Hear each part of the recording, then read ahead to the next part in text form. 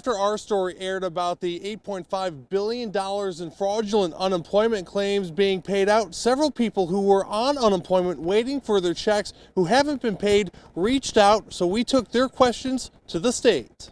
$8.5 billion is a lot of money. The state of Michigan paying nearly that much in fraudulent unemployment claims. While the bad actors got paid out, some got caught, others made out like bandits. But people like Carol Rosso, who went by the books to file for unemployment and follow the law and the steps, Carol hasn't been paid since July. She was eliminated from her job after nearly 23 years because of the pandemic, then had hand surgery, further complicating things. It's not fair to the hardworking people that need the money and not committing fraud. And we're being penalized for that. And that's not right. The state owes her more than $6,000 in unemployment. Her application still saying in progress. It's tough. And,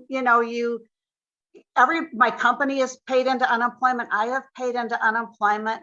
I have been looking for jobs, and they're going to look and see what's the longevity of this person in the workforce when they get my applications. It's rough. Last week, during a hearing, UIA Director Julie Dale was grilled by state lawmakers over the $8.5 billion of unemployment paid out in unemployment fraud. So let's break this down. According to Deloitte, of the $8.5 billion paid out to fraudsters, $2.7 to $2.8 billion was paid out to identity thieves, and $5.7 billion was paid out to those misrepresenting their employment status. And there was nearly $4 billion in overpayments, which were either partially or mostly included in the total. Over the holidays, the agency flagged 10,000 fraud claims. To date, over 50 Michiganders have been charged with unemployment fraud. But will the state ever get that $8.5 billion back? We're going to keep going after people who have, defrauded the system. The state's advice on what you should do: keep trying.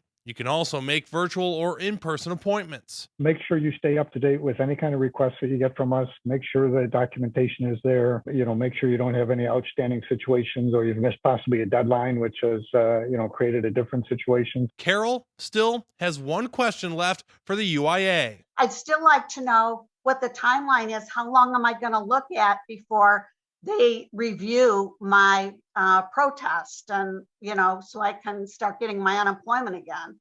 Now, we do have more information up on our website, WXYZ.com, if you do have any more unemployment questions. And Peter Maxwell, 7 Action News.